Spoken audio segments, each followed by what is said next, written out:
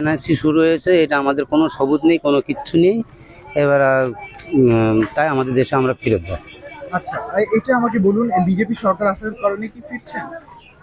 ওই বিজেপি সরকার আসার কারণেই তো এই এনআরসিটা শুরু হয়েছে না। এনআরসিটা যখন শুরু হয়েছে তখন তো আর ধরো বেআইনিভাবে তো একটা দেশে থাকা যায় না। গরিব মানুষ এসেছিলাম এখানে পেটের দায়ে, এখন থাকতে পারিনি, চলে যাচ্ছে। আচ্ছা, এই বাংলাদেশ থেকে কবে এসেছিলেন? এই 3-4 কিভাবে এসেছিলেন? এসছিলাম, এমনি চলে এসছিলাম, কাউকে ধরে না, এমনি পার হয়ে চলে এসছিলাম লোকেদের। সেটা সেটা হচ্ছে সেই এইদিকে কোথায় ধামাখালি না কি, এইদিকে ধামাখালি? এইদিকে। এটা বলুন নদী পার হয়ে এসেছিলেন? আচ্ছা, পরিবারে কতজন ছিলেন আপনার?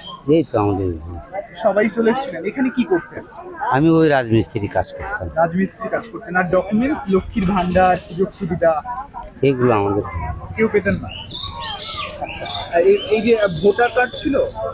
ভোটার কার্ড আমাদের ছিল, কিন্তু ওইগুলো এবার কাজ হয়নি। আচ্ছা, এই এসআইআর এর নাম্বার দিয়েছে? দিয়েছিলাম, ও আসেনি ওসব। না, আমি আমাদের ওসব কিছু হয়নি। এটা বানিয়েছিলেন কিভাবে ভোটার কার্ড?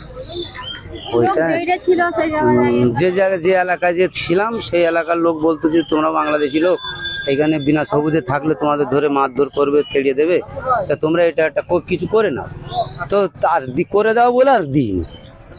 মানে টাকার বিনিময় করে দিয়েছিল, তাই তো? না, এমনি করে দিয়েছিল? টাকা গরিব মানুষ আমাদের কাছে।